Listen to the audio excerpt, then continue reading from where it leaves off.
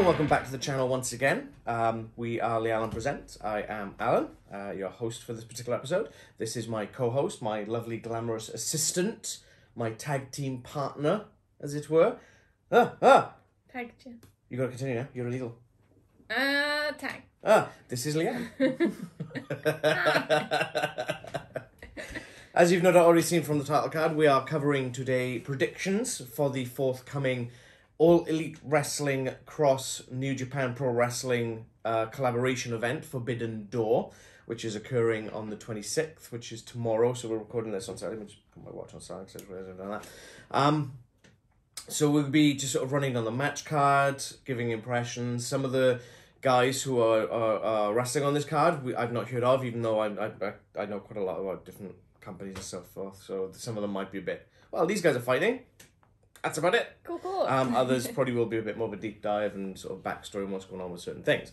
As always, it'll be the buy-in show, which has 3 matches. Then we'll have the other matches, which aren't title matches, and then we'll have the title match at the end, because they're the biggest stakes, as it were. Okay, so let's get straight into it then with the buy-in show. So originally there was only 1 match announced for the buy-in show. And then on Rampage, they were like, hey, here's another 2 matches. So that's fun. Oh, Rags is back, by the way. Rags is back home. And you? Hey, hello. Causing havoc.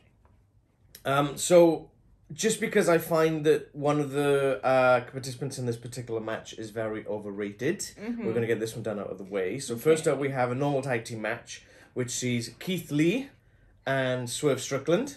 Whose house? Swerve's house. And they'll be taking on the New Japan Pro Wrestling team of El Desperado and Yoshinobu Kanemaru. So I know the name El Desperado. I don't really know the name of Yoshinobu Kanemaru, unfortunately. I have watched New Japan Pro Wrestling in the past, but not to the sort of weekly extent, because there's a lot already between WWE. I've already dropped NXT, as we've talked about in previous episodes, and we also watch all the AEW stuff when we can, even though we are behind on Dark and Dark Elevation. There's just too much at the moment, that's the problem. Too much wrestling. But it can only be a good thing, right? And then obviously when Ring of Honor comes back, we'll probably end up start watching that, because there's going to be a lot of crossover with AEW, and they'll be tying everything into that. But we'll see how we go with that. We're going to quit our job so we can watch all the wrestling. Somebody please pay us to do this, so we can do better content and watch more wrestling and put more content out. Play more board games. We'll, just someone pay us to do this play stuff. Games, please. Play games and watch stuff and unbox stuff for your entertainment. And put mediocre content up for your enjoyment. No, it'll be good. It would be much better if we're getting paid. Yeah, we'd be able to focus more on it. That's part of the thing, is that we don't have a lot of time. We could get Rags' own house. I'd like to say that we're not particularly bad at what we do. You know, we've got some pretty good production values. We've got the little title thing which I made. We've got the green screen, which is not there because it's green, and we've green screen? Keyed it out. So yeah, I mean, yeah. So going a bit off the rails here. Keith Lee and Swerve against Desperado and Kanemaru. I don't really care for Keith Lee. No. I think he's extremely overrated. I don't find him that great on the mic. Swerve's much better on the mic. Oh, Swerve's great on the mic. I find him very... What's the word I'm looking for? Not lax, but he's very... I can't think of the word I'm looking for. In the ring. He's not very safe, I think is the word I want to use. Yeah. He's very reckless. There you go, reckless, I find. And I don't particularly like him. I don't think he's very... I don't think he's really interesting. No, he's not. I think the bask in his glory thing, he's taken that and run with it. Yeah. And it's sort of his whole identity. But it's the wrestling style and mic work doesn't really live up to the glory part of it. I mean, the last match he had, well, look, Orange Cassidy recently came back. The last match he had was in a multi-person match. It was a ladder match, the Face of the Revolution ladder match, if I remember rightly, in February. And Keith Lee just literally launched him out of the ring, didn't check if everything was in place. He slammed his arm on the thing and injured his arm. Yeah. Like, what? Because he's sort of leaning into... I'm a big boy, I can throw people around. Throw people, yeah, and not sort of thinking that even though you can look like you're not caring, but still care, because loads of wrestlers have that nailed down. Yeah. That they'll be safe, but also make it look like they're just chucking people. Yeah. But yeah, I think sometimes Keith Lee maybe leans too hard into he can just chuck people and doesn't have that extra And it's annoying because there's too many big guys already who can sort of do that. So you need to kind of put yourself away from that. Like, if you put Brian Cage in a match with Keith Lee, they've both got the same gimmick. Brian Cage at least has loads of muscle, whereas Keith Lee is seemingly put on lots of non-muscle. Yeah. I'm not trying to be rude. I don't want to be rude, you know, but he's put on a lot of weight, and he's sluggish in the ring now. He can't really do the stuff he used to be able to do in NXT. When he does the jump over the ropes, it just looks janky and horrid. Yeah. But yeah, I mean, with this card in general as well, there's a lot of matches on here which I have no idea which way they're going to swing with this because it's a cross promotion. So I think for my personal kind of predictions on this one, a lot of these might be who I want to see win. Yeah. Because I can't discern who I think will win. Because I'd imagine there's going to be quite a healthy mix of AEW people winning and New Japan people winning. I hope so. I want to keep this relationship going. Yeah. You know, the last few weeks on Dynamite when you've had all these different guys showing up, it's been amazing. I've loved it. I've absolutely loved it. So, first match on the main card then, Leanne. Who have you got winning this one? I think maybe the New Japan team to win. Yeah, Desperado and Yoshinobu Kanemaru. I'm gonna go the same on that one. If Keith Lee and Swerve win, I want it to be Swerve getting the pin. But they have also had a bit of friction. They have. So who's to say Swerve is just not going to turn heel on this guy and just be like, well, you know what, I'm out of here. Yeah, because in the promotion on, is it Rampage? Yeah. It's sort of alluded to, if they keep winning, they stay together. Which actually has rings of familiarity. SU. Yes. But whether they'll actually go down that route, I don't know, because they haven't made it an ultimatum. It just seems to be leading that way.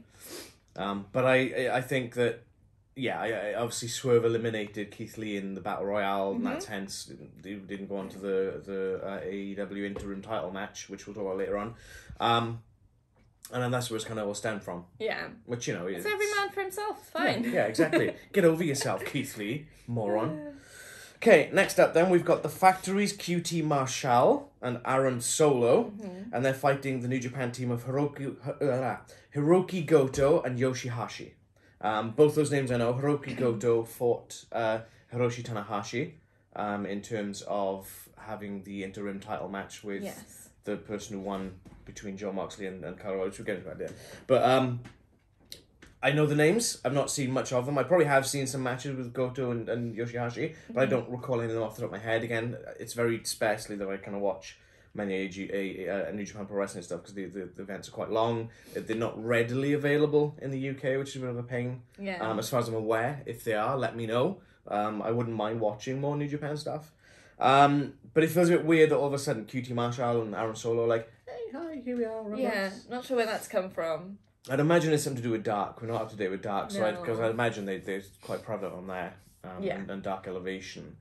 A lot of people always say that Dark and Dark Elevation are like the Z shows, and if you're going on there, your career's over with AEW. Well, that's not true. Moxley's wrestled on Dark. Yeah. Bryan Danielson's wrestled on Dark. To me, it feels like more, if there isn't a storyline for you on the main show, they still want you getting exposure, so they make sure you're doing something, because there's so many guys on the roster that there's no way you can have storylines for everyone on the main show. The whole premise, if I remember rightly, when they started Dark Elevation, was to bring in the bigger talent to put over the new talent. So you have these veterans facing the new guys. Yeah. And it kind of elevates their career a little bit because they're fighting the Jon Moxleys, the Bryan Danielsons, the Max Casters, for example. You know, and that's like certainly what it was when we had the chance to watch it. It was definitely that sort of thing. And if people who are mainly on Dark and Elevation are getting onto pay-per-view cards, then... Clearly, it's not like main event with WWE. No. And like some of the people that we see that we don't recognise who come onto Dynamite and... Rampage. I was like, Revolution, what? That's a pay-per-view. That's a pay-per-view. So some of the guys that we see, they come up and we're like, oh, we don't know these people, so it might be a squash match. And they get a good look in. It's because those people are getting that experience on Elevation and Dark, and then they're getting the opportunity on the main shows. And their names are getting known. I think there's a couple that we've seen quite a few times now coming up. So yeah, I do like that with the works. nameplate. It's like making Dynamite debut, but their AEW career for 2022 is like 3 and 6 or whatever it is, you know. So it's being recognised. Willow Nightingale, I think, was one. Yes, that's the one that was in my head. She fought Mercedes Martinez at Ring of Honor Supercard in April for the interim women's championship for Ring of Honor.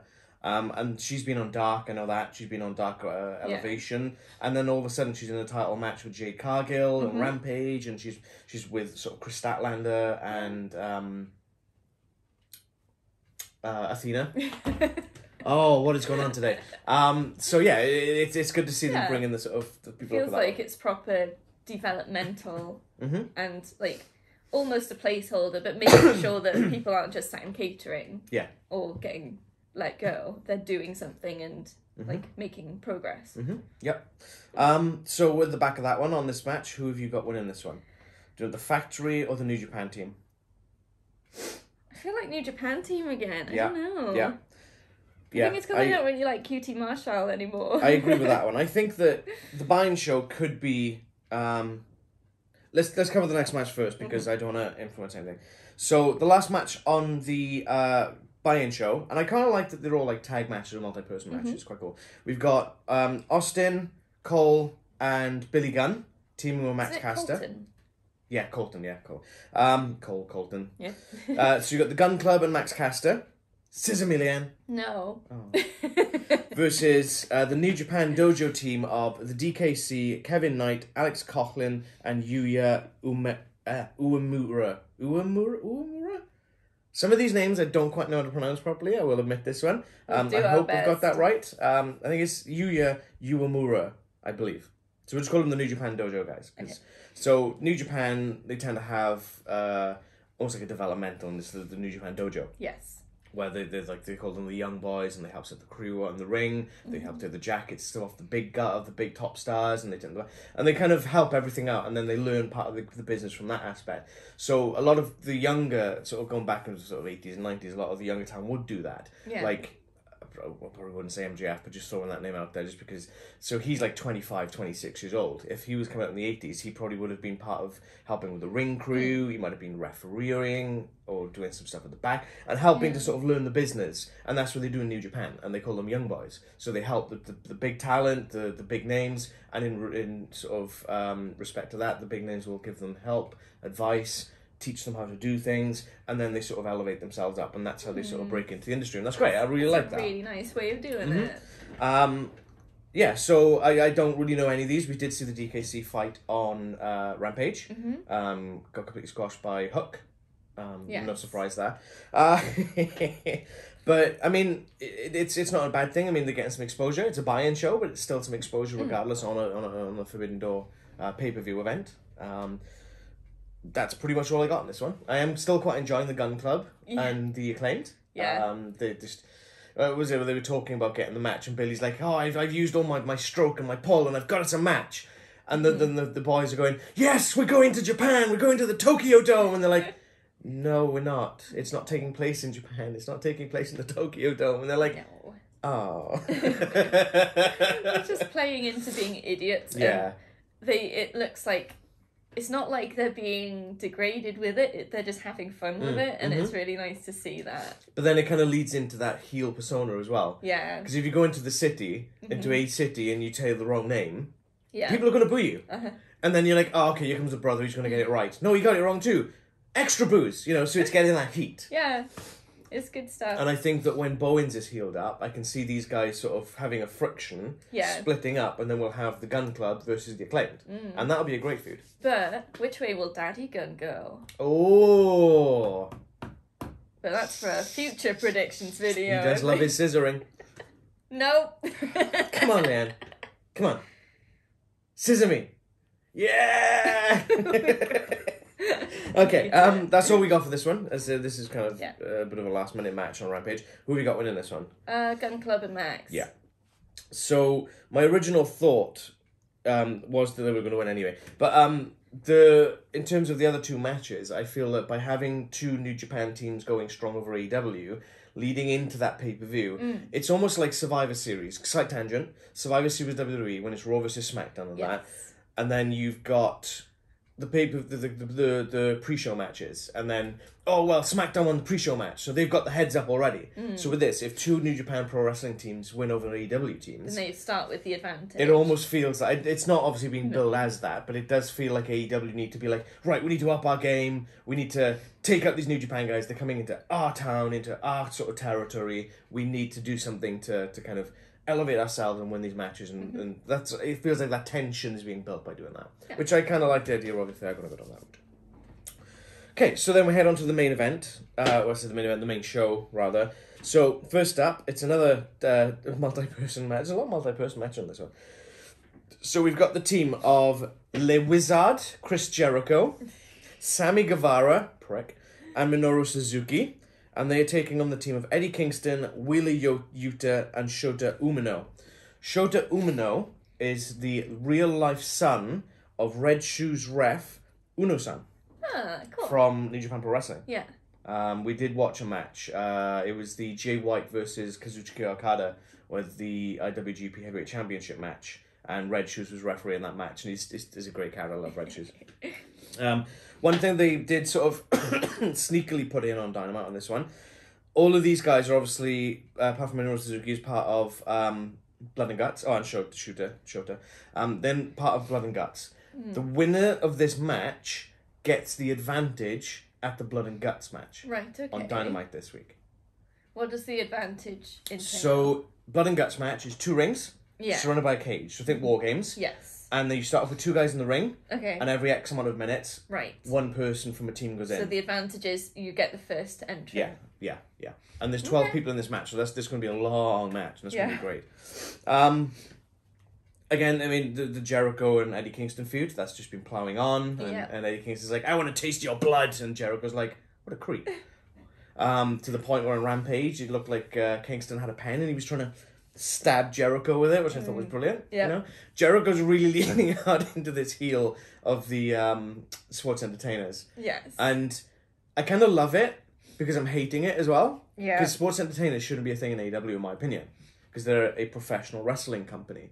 But Jericho doing this is like instant. It's like, hey, what's the one word you can say in a wrestling company that will get you heat like that? Sports entertainers. And as soon as Jericho says it, boo! Yeah. And then he's got this trashy on Rampage, she's my sports entertainer of the week. And it's like, oh man, shut up. Please just shut up.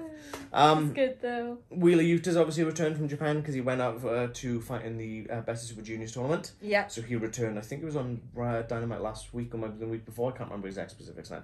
And then obviously they've got, it's a bit of a mix in between AEW and New Japan on this one because you've got representatives from both company in the same match. That's pretty much all I got on that one. Okay.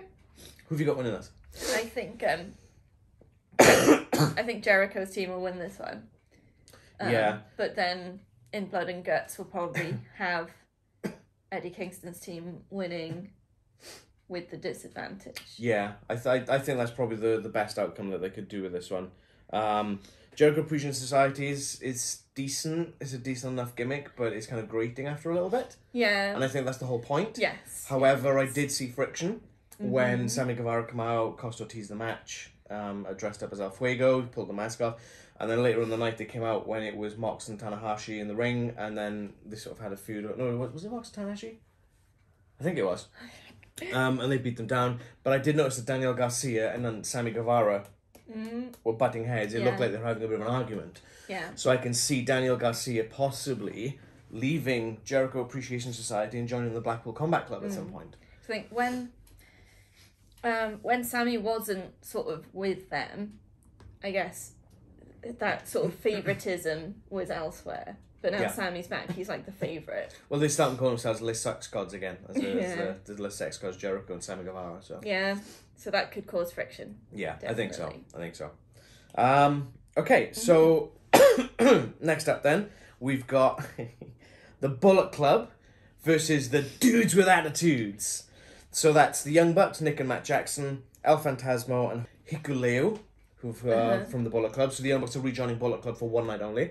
And they're going to be taking on the team of Darby Allin, Sting, Shingo Takagi, and Hiromu Takahashi. Now, Hiromu Takahashi, I've seen this guy before, and as soon as I saw the image, I was like, hang on, I recognise that face. And he's got quite Leanne. Excuse me. Not frizzy hair, but it's quite voluminous hair, and he's got that red streak. And I'm like, I recognise him. I did Google it, and there was a point, I don't know if he still does it, there was a point years ago, he would come to the ring with like a plushie, and he would sit him on the side, and it was like his best friend, and it was kind of cute, but it was great. It was almost like he's a bit tapped, but he can still like go kind of thing, you know? Yeah, okay. I thought that was brilliant, sort of gimmick on that one. Shingo Takagi, I'm not really sure who this guy is. I don't believe I've seen this guy, but on the picture he's got that mask, which looks pretty brutal. It looks like almost like a samurai mask. Yeah. Which looks pretty sweet. Yeah.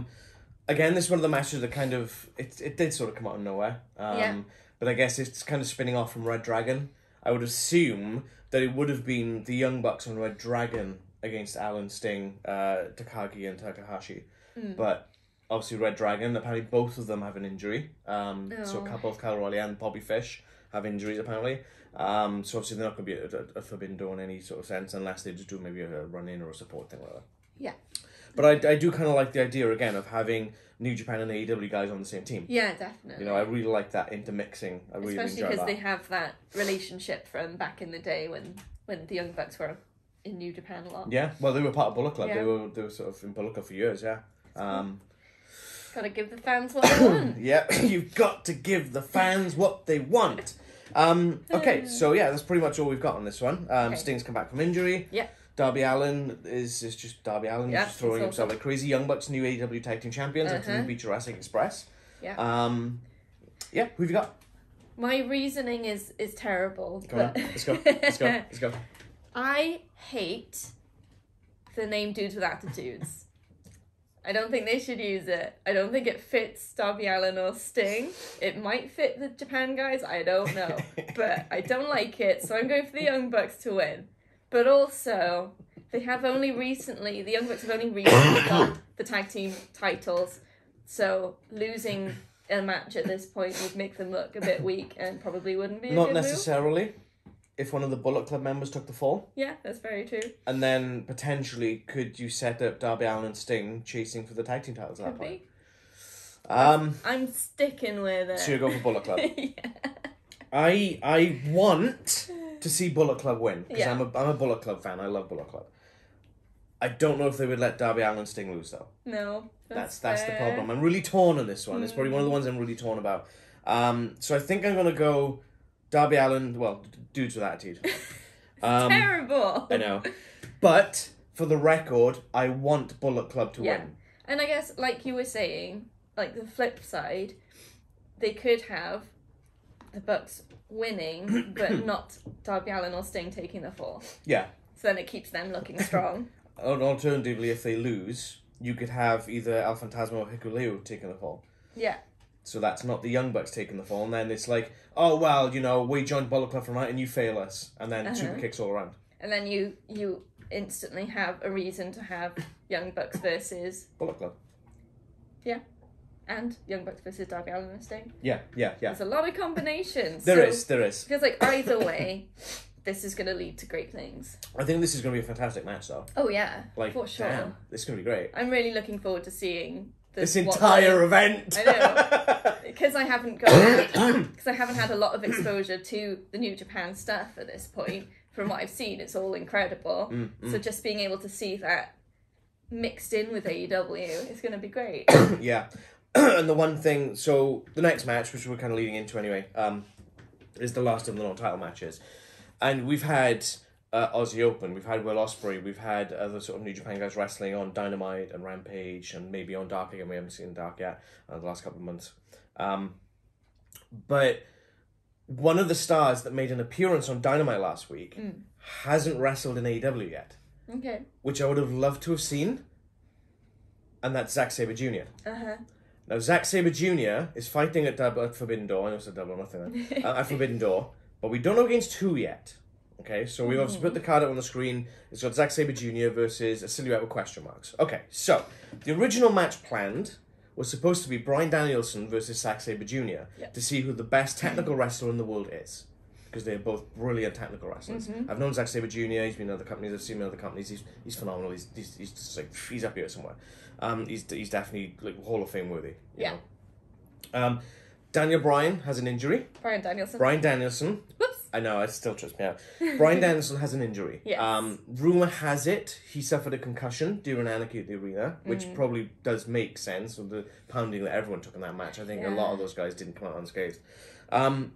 So he couldn't. So he came out on Dynamite on Wednesday just gone and said, look, I got good news, I got bad news. The bad news is I can't wrestle, I can't be in blood and guts. However, I have found a replacement. I have handpicked a replacement who I deem worthy to take my spot as potentially one of the best technical wrestlers in this business. You're saying the only person in the world that he trusts to do this. Yeah. That's quite. And then Zack Sabre Jr. comes up on the stage and he's like, and then that was it. And again, I'm a bit not annoyed. I'm a bit gutted. Excuse me, that Zack Sabre Jr. hadn't any match on Dynamite or Rampage or. Yeah. So, later in the night, they did confirm that whoever this mystery opponent is, that Bryan Danielson has handpicked, is going to be the new member of the Blackpool Combat Club. Yes. So this, to me, says it's a new signing for AEW. It's not a New Japan Pro Wrestling guy. This is still a New Japan versus AEW match. Sounds okay? good, yeah. Do you have any thoughts on who could be the mystery opponent? I have absolutely no idea. I don't think I have enough of the experience and base knowledge to know who could be classed as like the best technical wrestler. And my memory's not good enough to remember like who isn't signed already somewhere else. So the first name that popped in my head, which is not who I think is going. I've got two picks, which I think is going to be either one of those two picks. This one's not it. The first one, admittedly, that went into my head straight off the bat was Bray Wyatt. Yeah. Because he's been teasing a return. Mm-hmm. As much as I would love that, I don't think it's going to be Bray Wyatt. No, is he? He's not as much the technical. I don't think so. No. And they he's more of a brawler. A technical wrestler. He's more of a brawler. So, two names that pop into mind. One, recently released because his contract expired because his wife was pregnant from NXT. Johnny Gargano. Ooh, he is very technical. Okay. Alright. Number two, someone was released from WWE. Claudio Castagnoli, a.k.a. Cesaro. Ooh, that could be good. Ooh. Those are my two picks that I think is going to be in this match. Okay. And they're both technical wrestlers. Yes, they are. Johnny Gargano for me is overrated, maybe because they just pushed him too much down your throat in NXT, but he can go. Yeah. And obviously Cesaro was just restrained. He was tied so badly by WWE. Him coming to AEW, they would just pull that leash off and see what he can actually do. I think he would be a great fit in the Blackpool Combat Club, for sure. Mm-hmm. Yeah. I'm leaning more towards Claudio. Yeah. I'd absolutely love that. That would be really cool. And he's got that really imposing look as well, doesn't he? Tall, sinewy, muscular. That guy. He's super strong. Intimidating, just the Swiss Superman, they call him in WWE. Because, I mean, he deadlifted Big Show over the top rope to win the Andre Battle Royal. And he does that spinning round thing, doesn't he? Oh, the swing. Yeah. Okay, I'm all in for that, for sure. Yeah. So depending on who, obviously, who do you think is going to be more likely, Gargano or Cesaro? If you had to pick. It's difficult. I don't know who's more likely. I mentioned this earlier. Okay. Someone said they're in Chicago for this event, which is a complete random coincidence. That was Johnny Gargano. Oh. Doesn't mean anything. No, because it could be a genuine coincidence. It's difficult. I want it to be Cesaro. Sorry, I can't remember. Claudio. Comes it's Cesaro in terms of what it is right now. We know. Cesaro, yeah. He's Cesaro for us. Yeah, I'm gonna go with that. Yeah. Just because I want it more, though, is the problem. I'm gonna put it in the universe. I'll make it happen. On the back of that one, then, who's winning the match? Cesaro. Yeah, absolutely. Like, Zack Sabre Jr. is such a talent. But if you're going to bring in someone like Cesaro, or even Johnny Gargano, there's absolutely no way in hell they are losing. No, I think that the whole bringing in a mystery opponent is really good, but also I feel like a mystery opponent is almost always going to win. The only way that they don't is when it's like the Jokers in the Casino Battle Royales or the ladder matches. Like Brian Cage came in a few years back and he didn't win. Yeah. Or Matt Sydal came into one of the ladder matches or Casino Battle Royales and he didn't win. Yeah. And that's because that's a multi-person match. This is one-on-one. Yes. This is very different. This is a very different animal altogether. Yeah. You know? Okay, that's cool. That's cool. Okay, so we're now on to the title matches. New Japan Pro Wrestling does not have female wrestlers.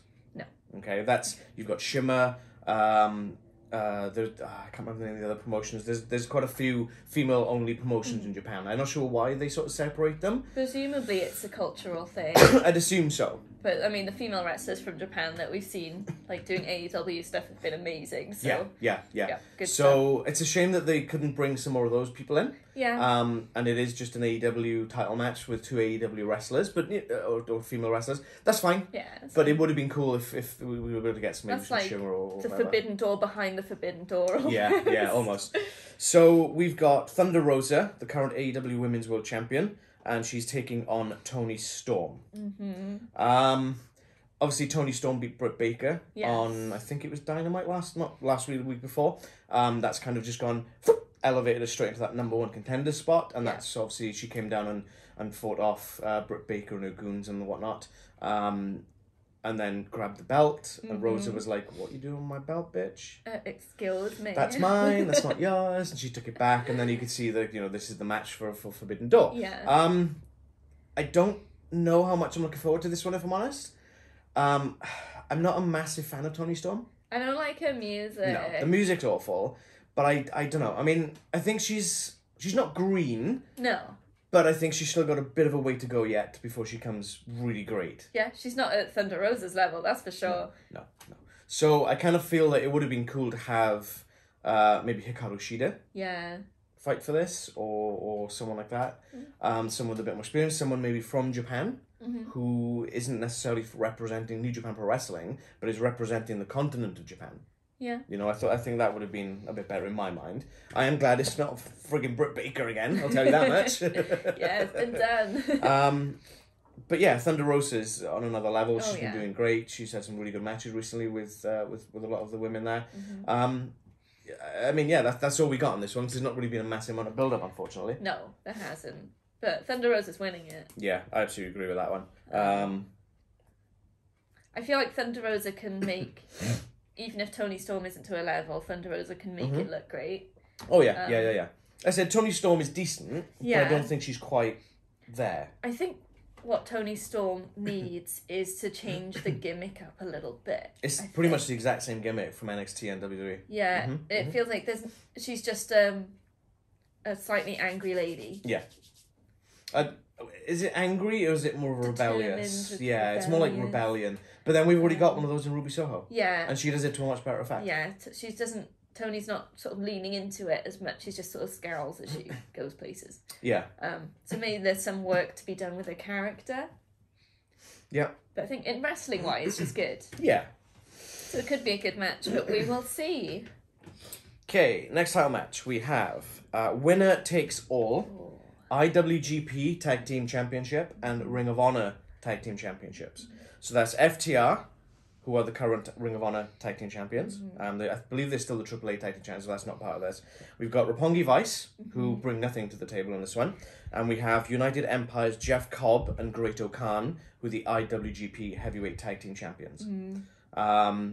This could be great. I'm hoping, like I think I mentioned this previously with Triple Threat Tag Team matches, I hate it when it's 2 guys in the ring and then 4 guys waiting on the outside. I hate that. Have 3 in the ring and you can only tag your partner.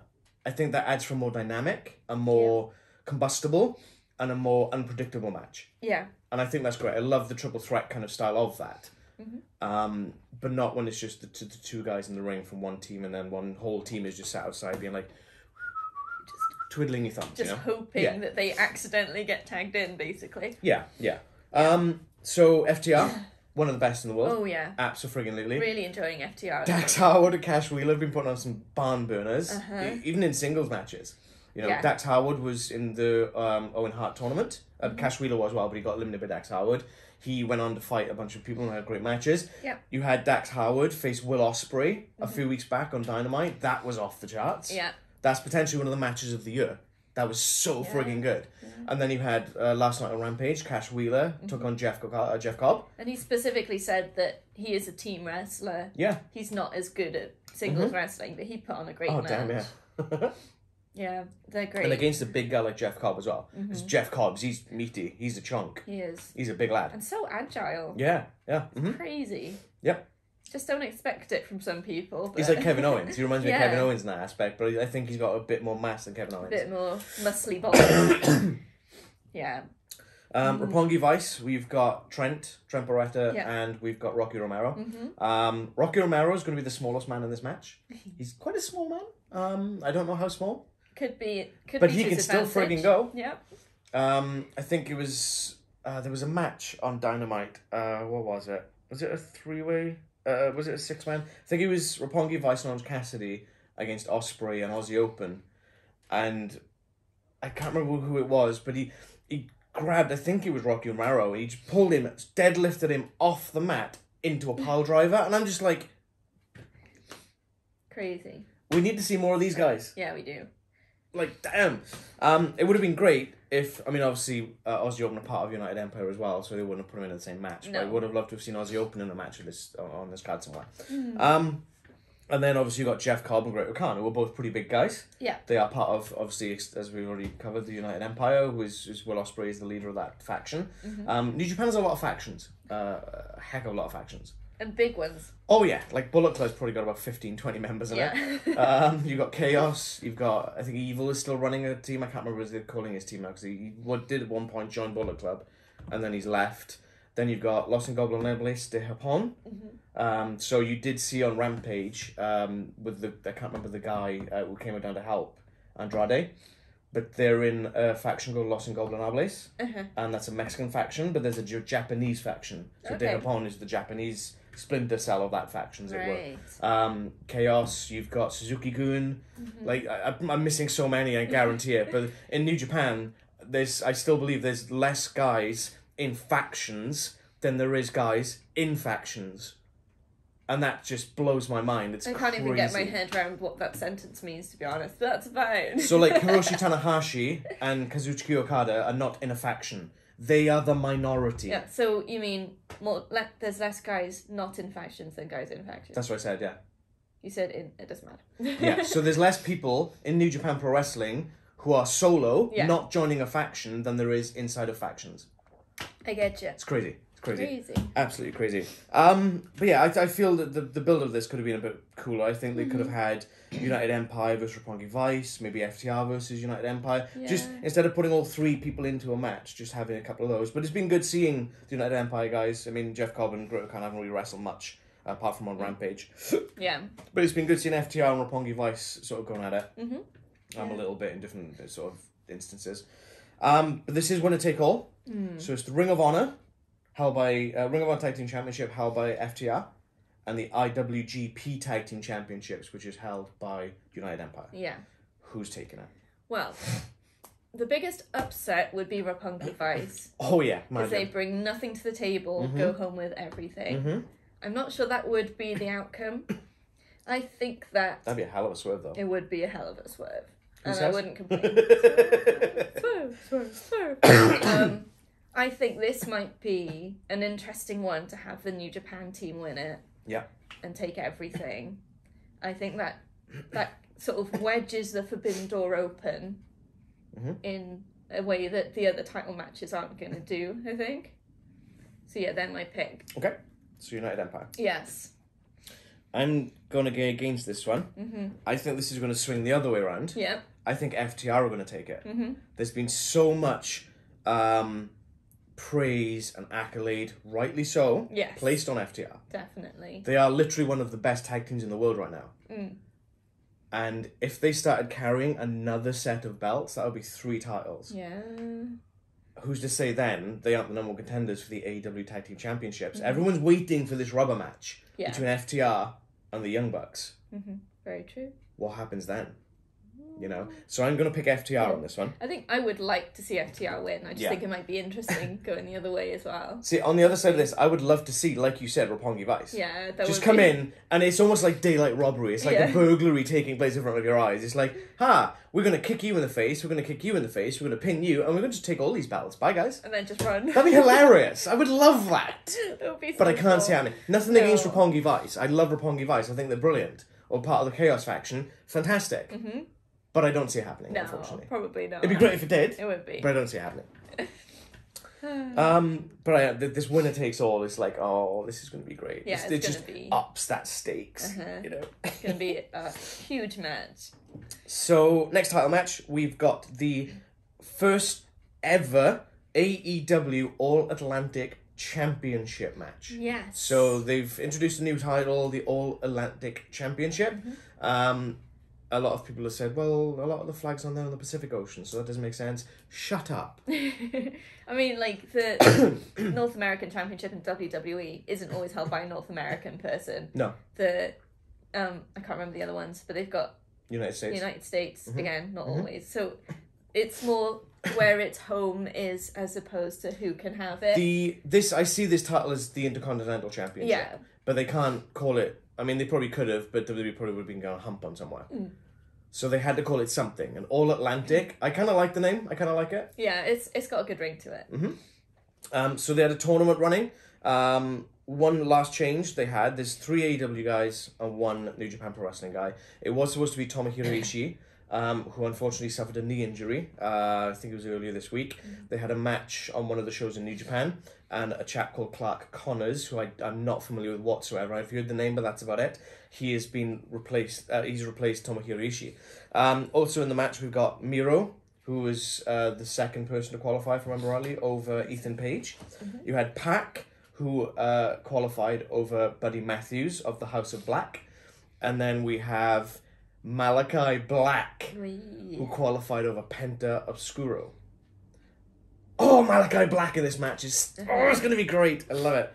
I saw someone that you could probably put nursery rhymes and stuff into Malachi Black's entrance and he would make it compelling. Yeah, he definitely would. Like Thomas the Tank Engine's theme song, he would make it frigging compelling, you know? Because Malachi Black runs everything he's given with such grace and finesse and makes it his own. Oh, amazing. So yeah, that's pretty much the build-up of it, because we've not really had much apart from the tournament. We've already run through who's lost the matches and who won the matches to qualify. This is a fatal 4-way.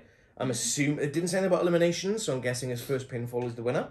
Or submission, obviously, in this case. But 4 big guys. I mean, you've got Miro, the Redeemer. He's massive.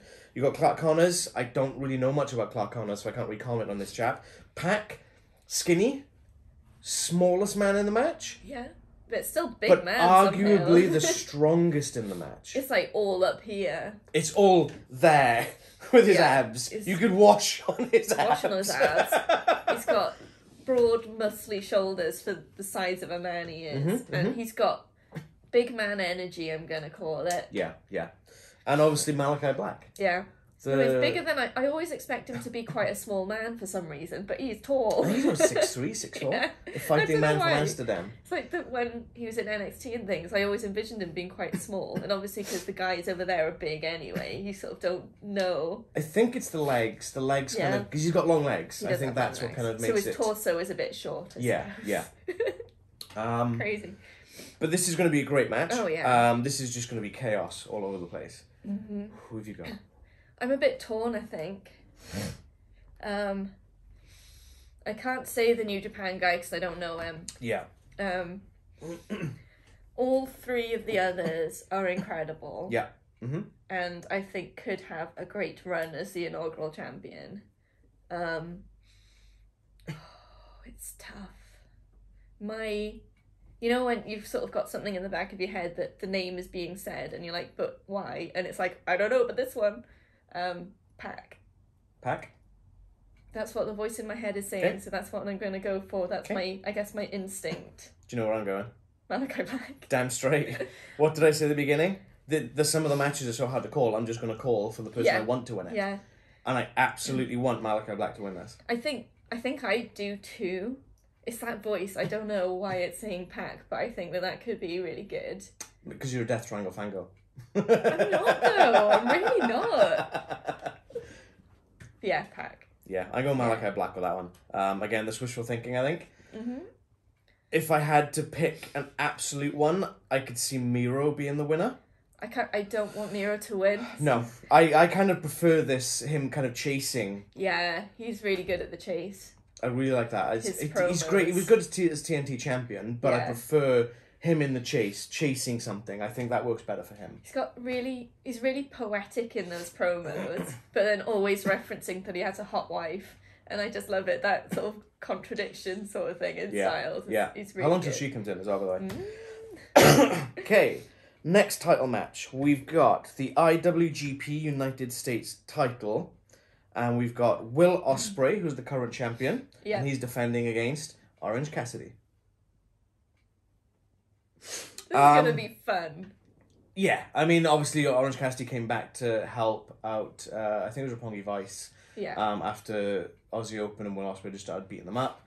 And then they just sort of had a bit of a stare down in the middle of the ring. They had the 6-man tag, they had a bit of an interaction. It's like, oh, this could be a show stealer. Mm-hmm. You know what I think is good is they started off with Orange Cassidy at the start.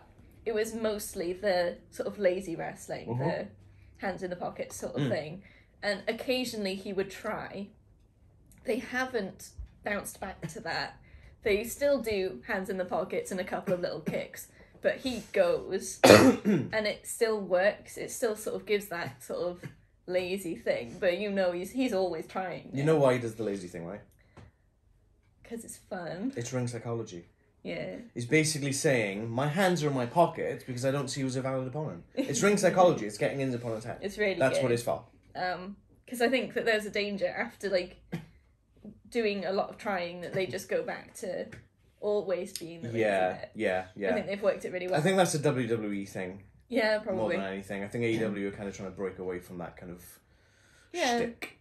Yeah. One thing I've noticed since he's returned as well is denims are a lot darker. Ooh. Have you not noticed that? No. Is that like a symbol? I don't know. I don't know.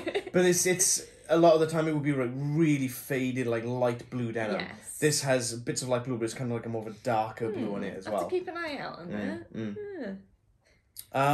Yeah, I mean, again, there's not much on that. We've already covered that they come in. So who have you got winning this one?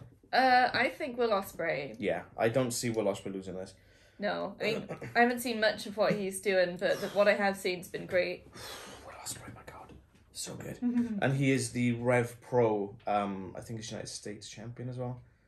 Is it United States or World Champion? I can't remember which one the belt is, but he's got that big, it's a British promotion, really big title belt he's got as well. Cool. From that title, from that championship. I haven't seen him wearing the IWGP United States title on Dynamite. It's just been the Rev Pro, so I'm not sure where that... Oh, that's why Juice Robinson still has it. Oh. That's why. So Juice Robinson was the champion, was injured, couldn't take place in the three-way. Will Ospreay fought, I can't remember who it was, and won the match. But that's why he doesn't have a belt, because Juice Robinson refused to relinquish it. Okay. So that's what it was. Okay, next up then is the IWGP World Heavyweight Championship. And this is, so the champion, Switchblade Jay White, current leader of the Bullet Club, versus Hangman Adam Page, versus Adam Cole, baby, versus Kazuchika Okada, the Rainmaker. My God, when his music hit on Dynamite, I freaked out. I was, as soon as, I think it was like 2 weeks previous, and they were like, Okada's not coming. Okada's not, I think it was Cole. Okada's not coming, don't even think about it. And I'm like, they just invoked the name of Okada. Is he going to turn up a Forbidden Door? And everyone was like, oh my God, is he going to turn up? Is he going to turn up? And then they pulled the trigger, and I'm like, oh, Kazuchika Okada is one of the best wrestlers in the world. Absolutely. Him, Will Ospreay, just from New Japan. Oh, these guys are amazing. They're so good. Tanahashi as well. Like, Tanahashi's a lot older, but he can still... different styles. Okay. But Kazuchika Okada, Rainmaker, it's going to be amazing. I'm so looking forward to this. The one thing as well that's been quite interesting is the Jay White, Adam Cole. Yeah. They've been kind of Yes. butting heads a bit. Because Adam Cole believes he should have had a title shot against Jay White, and Jay White's like, it's not happening, mate. It's just not happening. No, it's not going to happen. Obviously, you'd have Bullet Club and Undisputed Elite, and they're supposed to be friends, and it seems to be a bit of a tear there. So how long in this match do you think, like, into this match, until they just sort of go, well, screw you, and start beating the hell out of each other, you know? Because obviously Okada's got a beef with Jay White. Yeah. Because Jay White beat Okada for the championship at Dominion on the 12th of June. Hangman Adam Page hasn't really got any friends in this match. No. But then he's a lone cowboy anyway. He's just going to do his own thing. Yeah. But I think we will probably see a bit of collusion between White and Cole at the start. But it and then probably won't something's last going long. to happen. Something's going to happen, and they're going to... Yeah. And then it's just going to be everyone for himself. Mm. But this match is going to, again, this is going to be great. So another fatal 4-way. This is going to be just insane, off the hook. So good. Yeah. Who have you got? White to retain? Yeah, Bullet Club's not losing that one yet. He's only had it for two weeks. No. I can't see him losing it or dropping it this quick. However, if he did, I would imagine Hangman Adam Page is winning it. Ooh. Didn't expect you to say that. To bring that title to AEW. Yeah. Alternatively, I suppose Adam Cole could win it and further that feud. But I feel it's more likely that Page would win it. Okay. Okay? Interesting. And there is a reasoning behind that, okay? Ooh. So you get that... We'll go into that second. Okay. So then we move on to the last match of the show, the main event. So the AEW Interim World Championship match. Mm-hmm. So this is going to be Jon Moxley versus Hiroshi Tanahashi from New Japan Pro Wrestling.